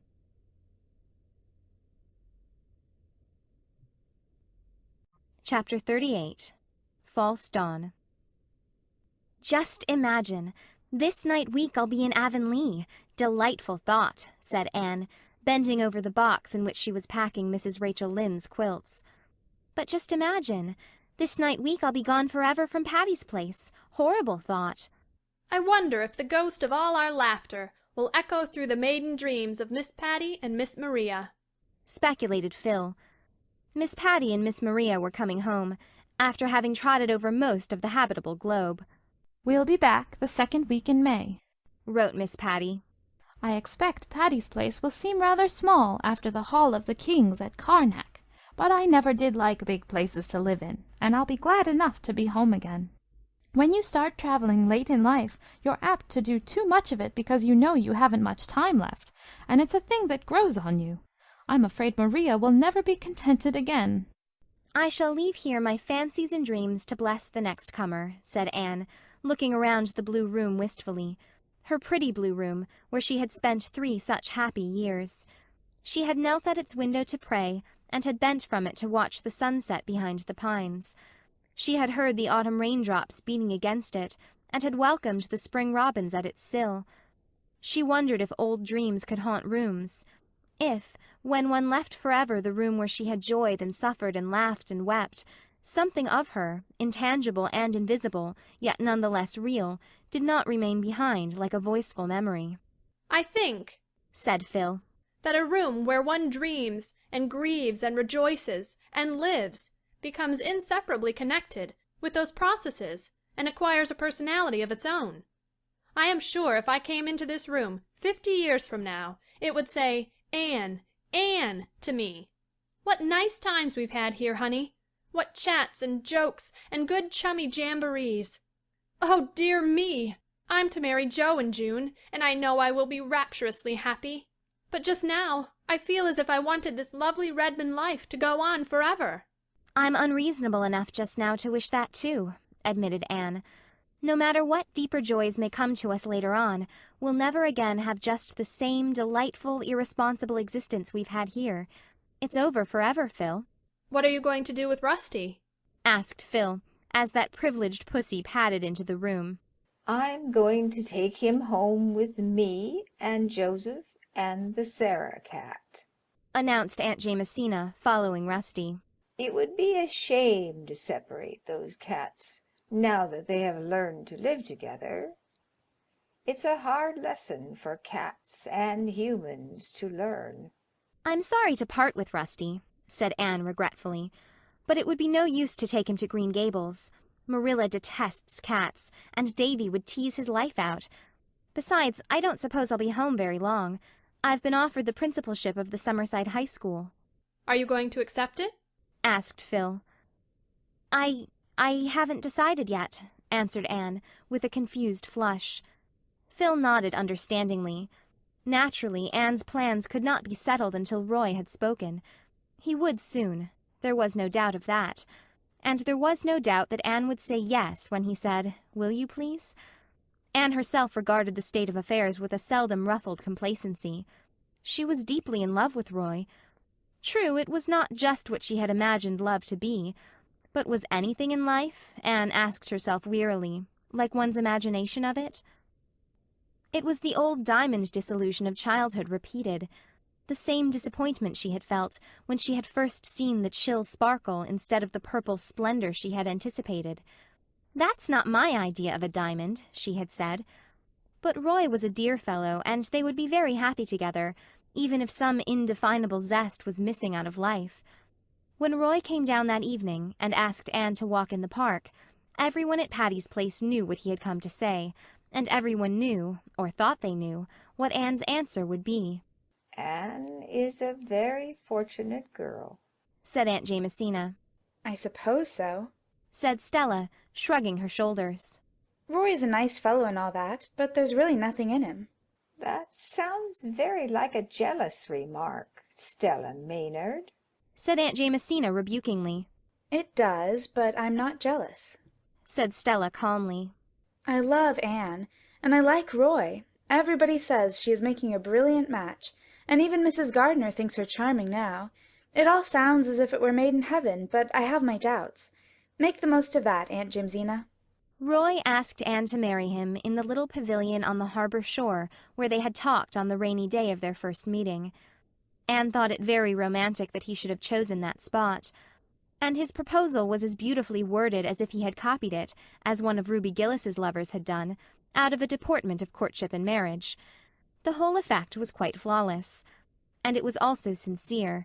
There was no doubt that Roy meant what he said. There was no false note to jar the symphony. Anne felt that she ought to be thrilling from head to foot. But she wasn't. She was horribly cool. When Roy paused for his answer, she opened her lips to say her fateful yes. And then she found herself trembling as if she were reeling back from a precipice. To her came one of those moments when we realize, as by a blinding flash of illumination, more than all our previous years have taught us. She pulled her hand from Roy's. "Oh, I can't marry you! I can't!" she cried wildly. Roy turned pale, and also looked rather foolish. He had, small blame to him, felt very sure. "What do you mean?" he stammered. "I mean that I can't marry you," repeated Anne desperately. "I thought I could, but I can't." "Why can't you?" Roy asked more calmly. "Because I don't care enough for you." A crimson streak came into Roy's face. "So you've just been amusing yourself these 2 years?" he said slowly. No, I haven't," gasped poor Anne. Oh, how could she explain? She couldn't explain. There are some things that cannot be explained. "I did think I cared. Truly I did. But I know now I don't," "You have ruined my life," said Roy bitterly. "Forgive me," pleaded Anne miserably, with hot cheeks and stinging eyes. Roy turned away and stood for a few minutes looking out seaward. When he came back to Anne, he was very pale again. "You can give me no hope?" he said. Anne shook her head mutely.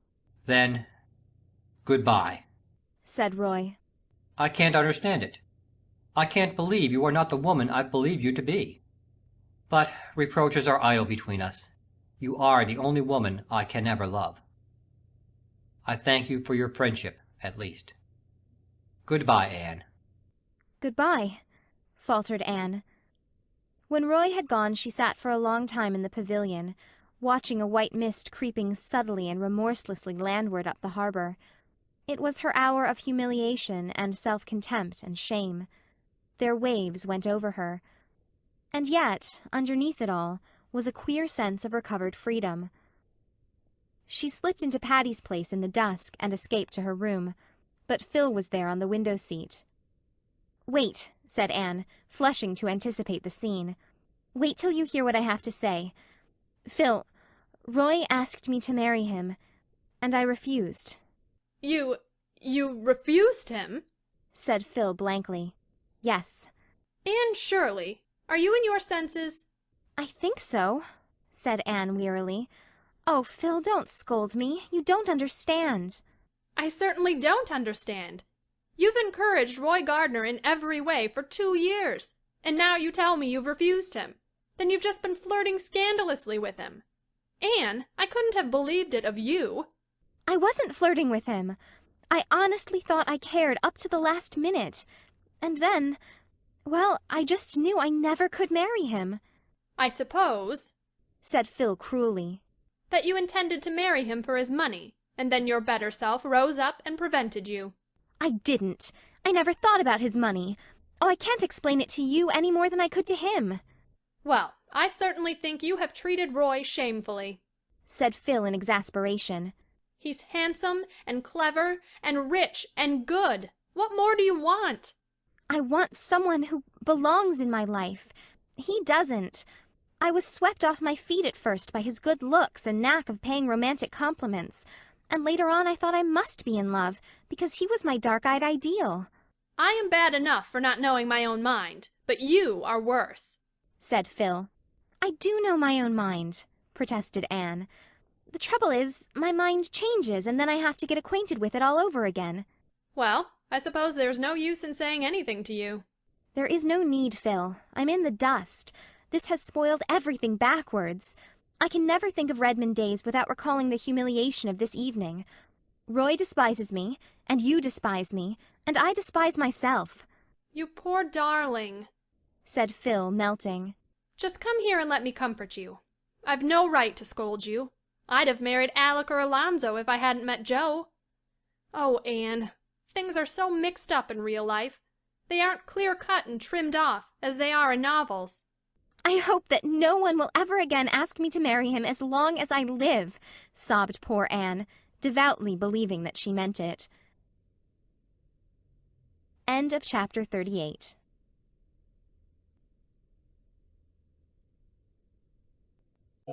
Chapter 39.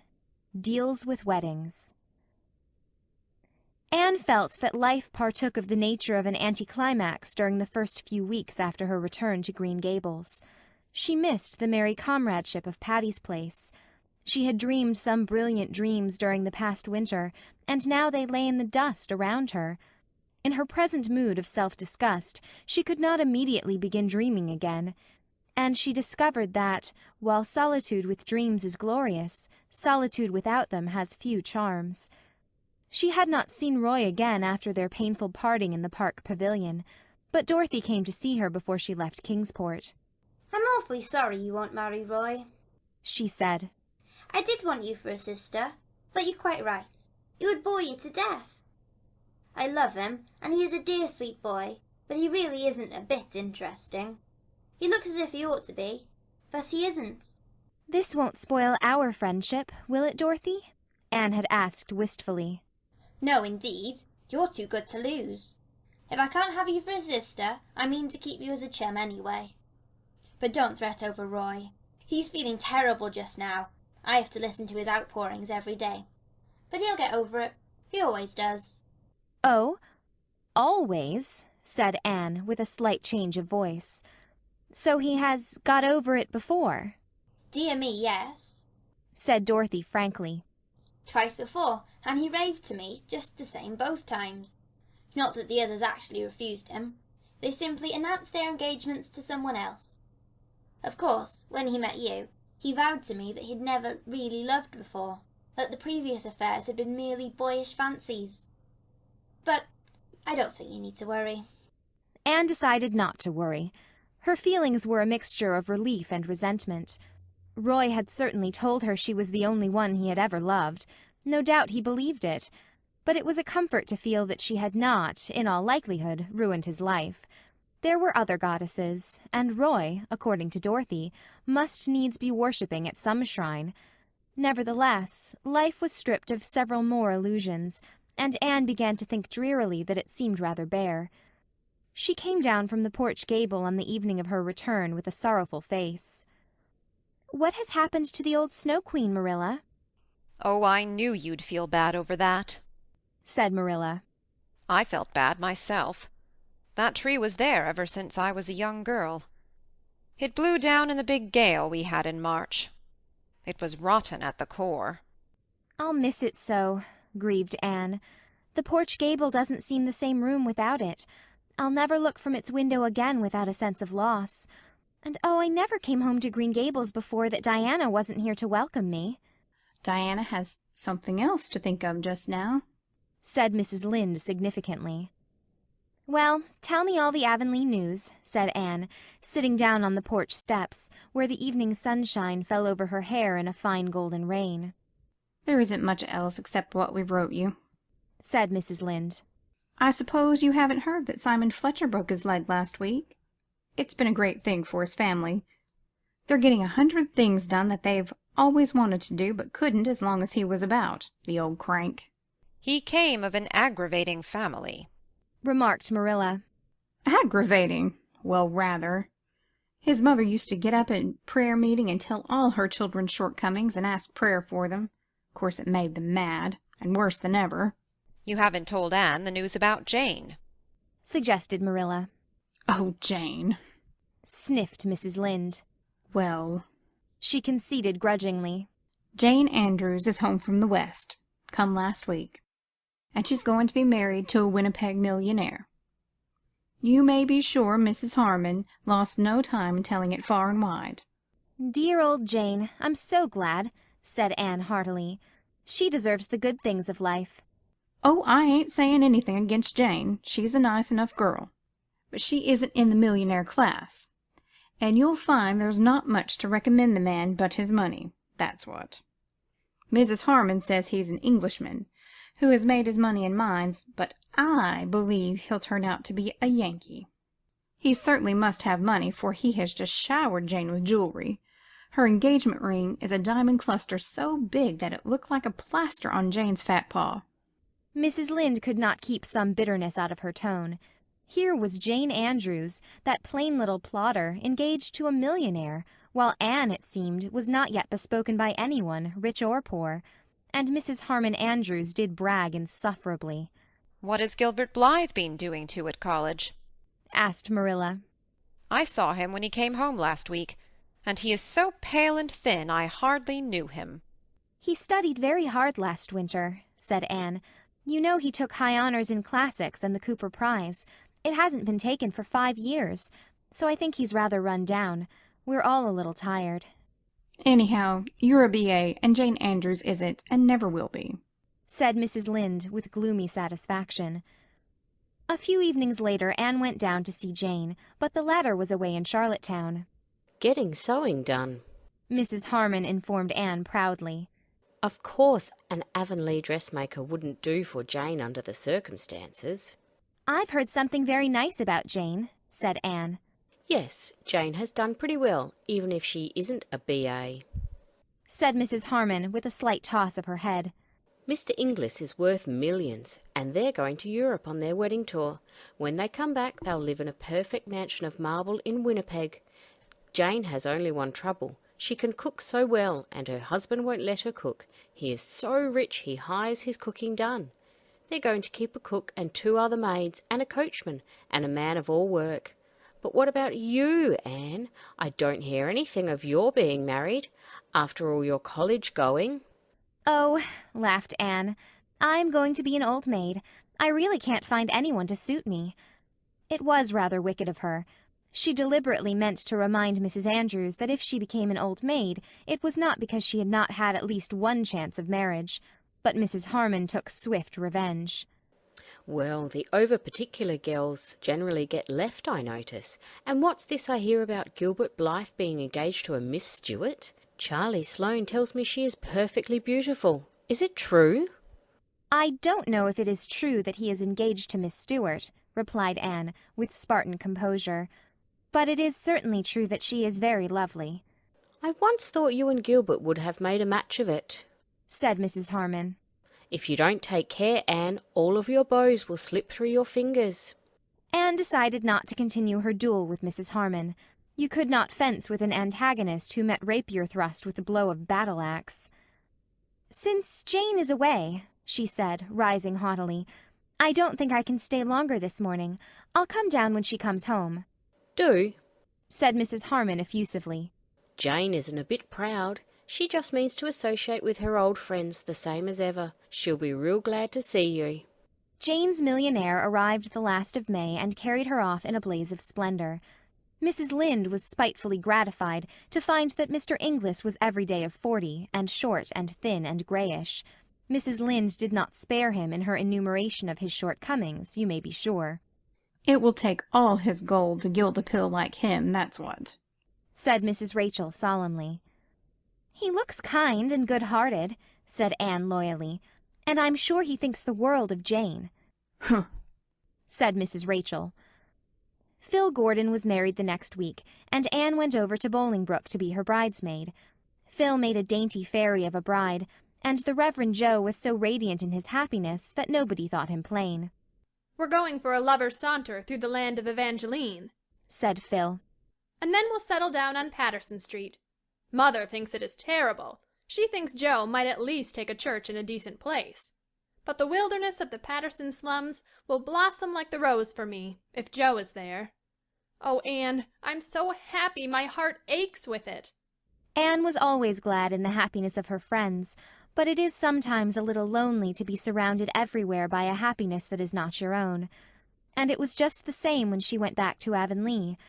This time it was Diana who was bathed in the wonderful glory that comes to a woman when her firstborn is laid beside her. Anne looked at the white young mother with a certain awe that had never entered into her feelings for Diana before. Could this pale woman with the rapture in her eyes be the little black-curled, rosy-cheeked Diana she had played with in vanished schooldays? It gave her a queer, desolate feeling that she herself somehow belonged only in those past years and had no business in the present at all. "Isn't he perfectly beautiful?" said Diana proudly. The little fat fellow was absurdly like Fred, just as round, just as red. Anne really could not say conscientiously that she thought him beautiful, but she vowed sincerely that he was sweet and kissable and altogether delightful.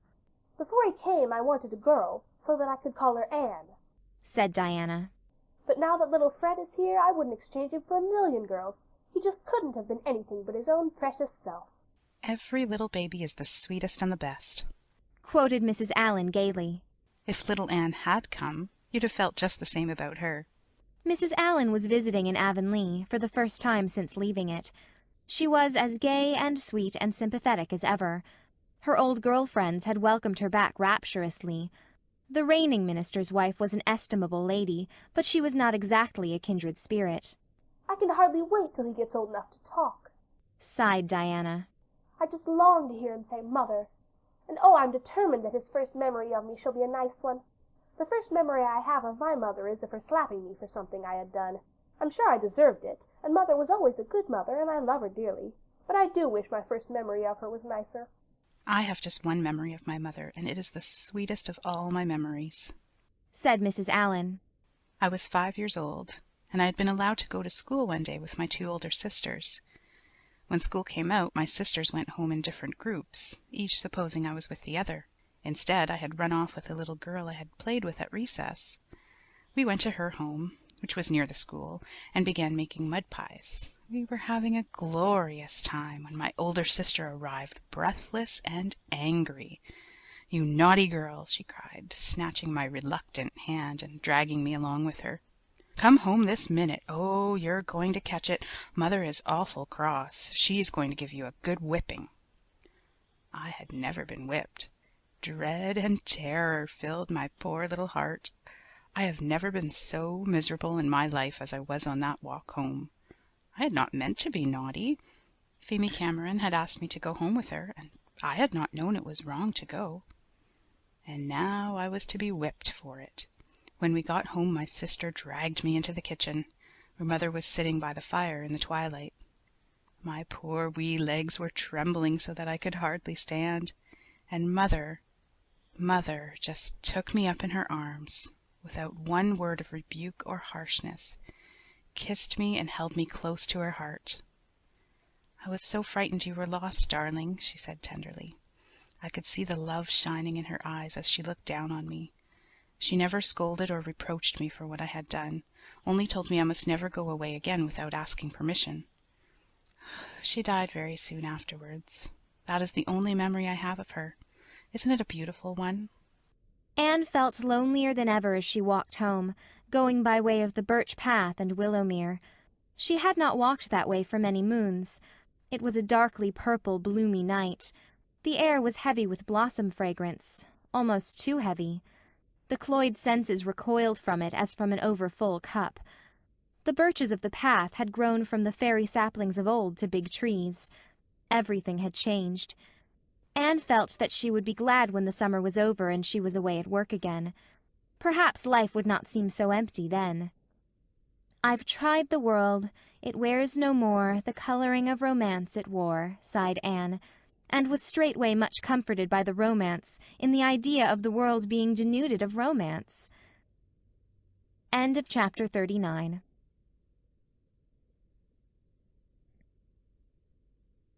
Chapter 40. A Book of Revelation. The Irvings came back to Echo Lodge for the summer, and Anne spent a happy 3 weeks there in July. Miss Lavendar had not changed. Charlotta the Fourth was a very grown-up young lady now, but still adored Anne sincerely. When all's said and done, Miss Shirley, ma'am, I haven't seen anyone in Boston that's equal to you, she said frankly. Paul was almost grown up, too. He was 16, his chestnut curls had given place to close-cropped brown locks, and he was more interested in football than fairies. But the bond between him and his old teacher still held. Kindred spirits alone do not change with changing years. It was a wet, bleak, cruel evening in July when Anne came back to Green Gables. One of the fierce summer storms which sometimes sweep over the Gulf was ravaging the sea. As Anne came in, the first raindrops dashed against the panes. "Was that Paul who brought you home?" asked Marilla. "Why didn't you make him stay all night? It's going to be a wild evening." "He'll reach Echo Lodge before the rain gets very heavy, I think. Anyway, he wanted to go back tonight. Well, I've had a splendid visit, but I'm glad to see you dear folks again. East, west, hame's best. Davy, have you been growing again lately?" "I've growed a whole inch since you left," said Davy proudly. "I'm as tall as Milty Boulter now. Ain't I glad? He'll have to stop crowing about being bigger. Say, Anne, do you know that Gilbert Blythe is dying?" Anne stood quite silent and motionless, looking at Davy. Her face had gone so white that Marilla thought she was going to faint. "Davy, hold your tongue," said Mrs. Rachel angrily. "Anne, don't look like that. Don't look like that. We didn't mean to tell you so suddenly." "Is it true?" asked Anne in a voice that was not hers. "Gilbert is very ill," said Mrs. Lynde gravely. "He took down with typhoid fever just after you left for Echo Lodge. Did you never hear of it?" "No," said that unknown voice.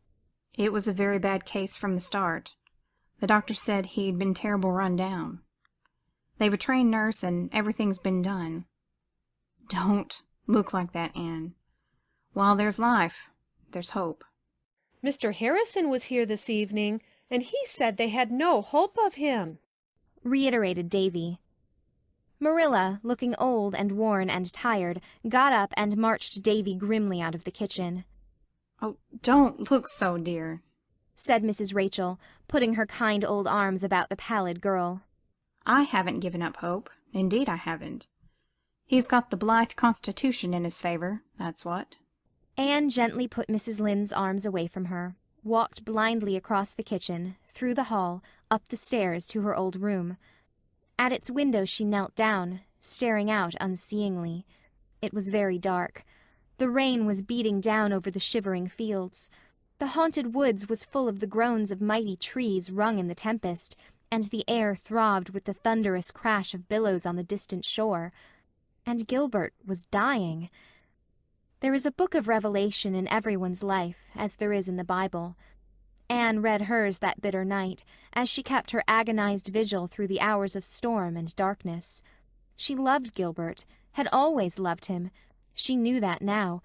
She knew that she could no more cast him out of her life without agony than she could have cut off her right hand and cast it from her. And the knowledge had come too late even for the bitter solace of being with him at the last. If she had not been so blind, so foolish, she would have had the right to go to him now. But he would never know that she loved him. He would go away from this life thinking that she did not care. Oh, the black years of emptiness stretching before her. She could not live through them. She could not. She cowered down by her window and wished, for the first time in her gay young life, that she could die too. If Gilbert went away from her, without one word or sign or message, she could not live. Nothing was of any value without him. She belonged to him and he to her. In her hour of supreme agony, she had no doubt of that. He did not love Christine Stuart, never had loved Christine Stuart. Oh, what a fool she had been not to realize what the bond was that had held her to Gilbert. To think that the flattered fancy she had felt for Roy Gardner had been love. And now she must pay for her folly as for a crime. Mrs. Lynde and Marilla crept to her door before they went to bed, shook their heads doubtfully at each other over the silence, and went away. The storm raged all night, but when the dawn came it was spent. Anne saw a fairy fringe of light on the skirts of darkness. Soon the eastern hilltops had a fire-shot ruby rim. The clouds rolled themselves away into great, soft, white masses on the horizon. The sky gleamed blue and silvery.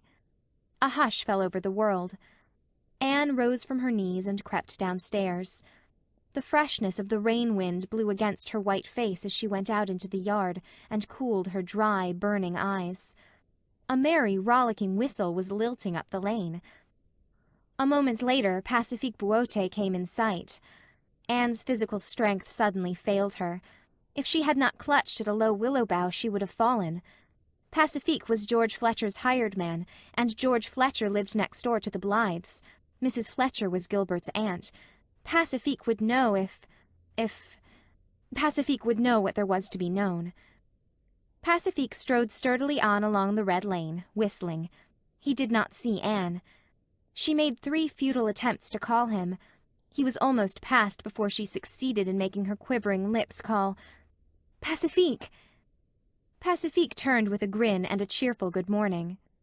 "Pacifique," said Anne faintly, "did you come from George Fletcher's this morning?"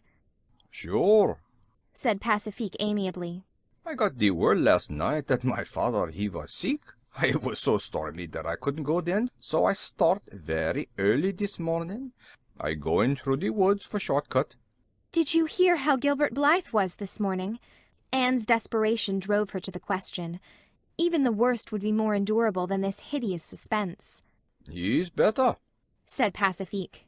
He got the turn last night. The doctors say he'll be all right now, this soon while. Had close shave, though. That boy, he just killed himself at college. Well, I must hurry. The old man, he'll be in hurry to see me.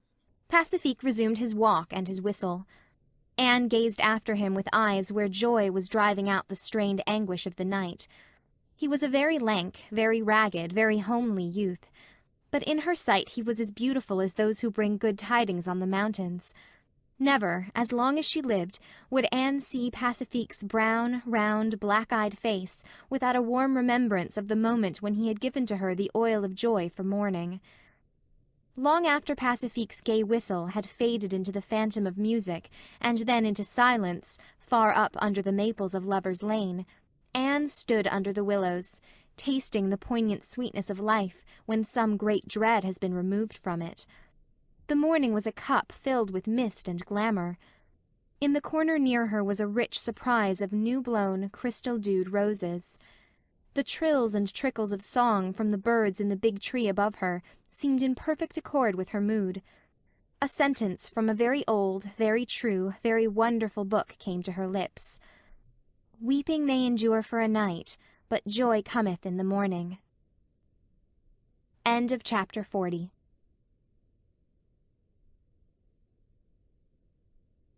Chapter 41. Love Takes Up the Glass of Time. I've come up to ask you to go for one of our old-time rambles through September woods and over hills where spices grow this afternoon, said Gilbert, coming suddenly around the porch corner. Suppose we visit Hester Gray's garden? Anne, sitting on the stone step, with her lap full of a pale, filmy green stuff, looked up rather blankly. "Oh, I wish I could," she said slowly. "But I really can't, Gilbert. I'm going to Alice Penhallow's wedding this evening, you know. I've got to do something to this dress, and by the time it's finished I'll have to get ready. I'm so sorry. I'd love to go." Well, can you go tomorrow afternoon, then? asked Gilbert, apparently not much disappointed. "Yes, I think so." In that case, I shall hie me home at once to do something I should otherwise have to do tomorrow. So, Alice Penhallow's to be married tonight. 3 weddings for you in one summer, Anne? Phil's, Alice's, and Jane's. I'll never forgive Jane for not inviting me to her wedding. You really can't blame her when you think of the tremendous Andrews connection who had to be invited. The house could hardly hold them all. I was only bidden by grace of being Jane's old chum, at least on Jane's part. I think Mrs. Harmon's motive for inviting me was to let me see Jane's surpassing gorgeousness. Is it true that you wore so many diamonds that you couldn't tell where the diamonds left off and Jane began? Anne laughed. She certainly wore a good many. What with all the diamonds and white satin and tulle and lace and roses and orange blossoms, prim little Jane was almost lost to sight. But she was very happy, and so was Mr. Inglis. And so was Mrs. Harmon. Is that the dress you're going to wear tonight? asked Gilbert, looking down at the fluffs and frills. Yes, isn't it pretty? And I shall wear starflowers in my hair. The haunted wood is full of them this summer. Gilbert had a sudden vision of Anne, arrayed in a frilly green gown, with the virginal curves of arms and throat slipping out of it, and white stars shining against the coils of her ruddy hair. The vision made him catch his breath, but he turned lightly away.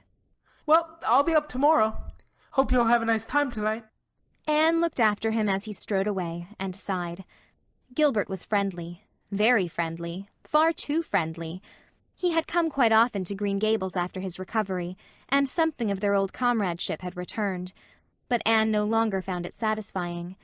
The rose of love made the blossom of friendship pale and scentless by contrast. And Anne had again begun to doubt if Gilbert now felt anything for her but friendship. In the common light of common day, her radiant certainty of that rapt morning had faded. She was haunted by a miserable fear that her mistake could never be rectified.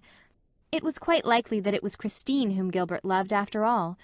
Perhaps he was even engaged to her.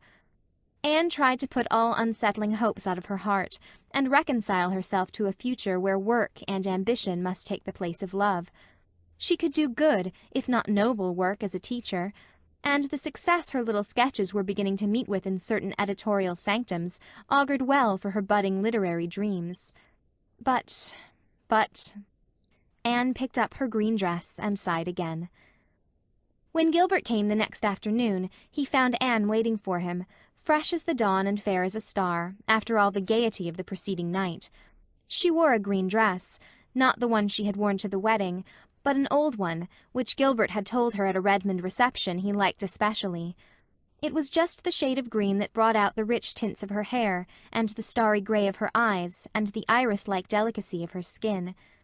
Gilbert, glancing at her sideways as they walked along a shadowy wood-path, thought she had never looked so lovely. Anne, glancing sideways at Gilbert now and then, thought how much older he looked since his illness. It was as if he had put boyhood behind him forever. The day was beautiful, and the way was beautiful. Anne was almost sorry when they reached Hester Gray's garden and sat down on the old bench. But it was beautiful there, too, as beautiful as it had been on the far-away day of the golden picnic, when Diana and Jane and Priscilla and she had found it. Then it had been lovely with narcissus and violets. Now goldenrod had kindled its fairy torches in the corners, and asters dotted it bluely. The call of the brook came up through the woods from the valley of birches with all its old allurement. The mellow air was full of the purr of the sea. Beyond were fields rimmed by fences, bleached silvery grey in the suns of many summers, and long hills scarfed with the shadows of autumnal clouds. With the blowing of the west wind, old dreams returned. "I think," said Anne softly, "that the land where dreams come true is in the blue haze yonder, over that little valley." Have you any unfulfilled dreams, Anne? asked Gilbert. Something in his tone, something she had not heard since that miserable evening in the orchard at Patty's Place, made Anne's heart beat wildly. But she made answer lightly. "Of course. Everybody has. It wouldn't do for us to have all our dreams fulfilled. We would be as good as dead if we had nothing left to dream about. What a delicious aroma that low-descending sun is extracting from the asters and ferns. I wish we could see perfumes as well as smell them. I'm sure they would be very beautiful." Gilbert was not to be thus sidetracked. I have a dream, he said slowly. I persist in dreaming it, although it has often seemed to me that it could never come true. I dream of a home with a hearth fire in it, a cat and dog, the footsteps of friends, and you. Anne wanted to speak, but she could find no words. Happiness was breaking over her like a wave. It almost frightened her. I asked you a question over 2 years ago, Anne. If I ask it again today, will you give me a different answer? Still Anne could not speak, but she lifted her eyes, shining with all the love-rapture of countless generations, and looked into his for a moment. He wanted no other answer. They lingered in the old garden until twilight, sweet as dusk in Eden must have been, crept over it. There was so much to talk over and recall, things said and done and heard and thought and felt and misunderstood. "I thought you loved Christine Stuart," Anne told him, as reproachfully as if she had not given him every reason to suppose that she loved Roy Gardner. Gilbert laughed boyishly. Christine was engaged to somebody in her hometown. I knew it, and she knew I knew it. When her brother graduated, he told me his sister was coming to Kingsport the next winter to take music, and asked me if I would look after her a bit, as she knew no one and would be very lonely, and so I did. And then I liked Christine for her own sake. She's one of the nicest girls I've ever known. I knew college gossip credited us with being in love with each other. I didn't care. Nothing mattered much to me for a time there after you told me you could never love me, Anne. There was nobody else. There never could be anybody else for me but you. I've loved you ever since that day you broke your slate over my head in school. I don't see how you could keep on loving me when I was such a little fool, said Anne. Well, I tried to stop, said Gilbert frankly. Not because I thought you what you call yourself, but because I felt sure there was no chance for me after Gardner came on the scene. But I couldn't, and I can't tell you either what it meant to me these 2 years to believe you're going to marry him, and be told every week by some busybody that your engagement was on the point of being announced.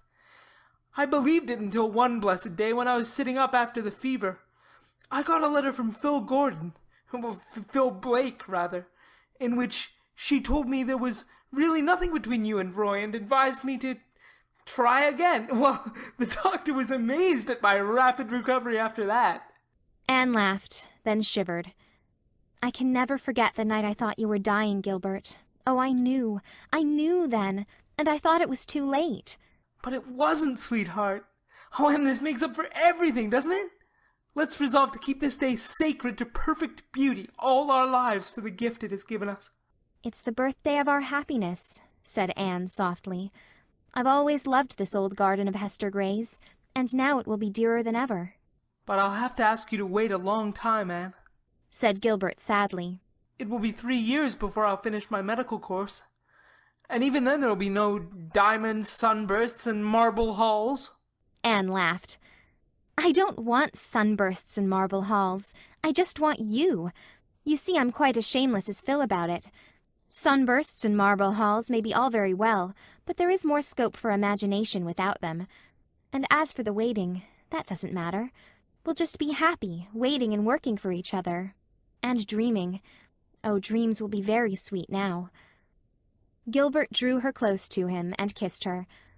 Then they walked home together in the dusk, crowned king and queen in the bridal realm of love, along winding paths fringed with the sweetest flowers that ever bloomed, and over haunted meadows where winds of hope and memory blew. End of chapter 41. End of Anne of the Island by Lucy Maud Montgomery.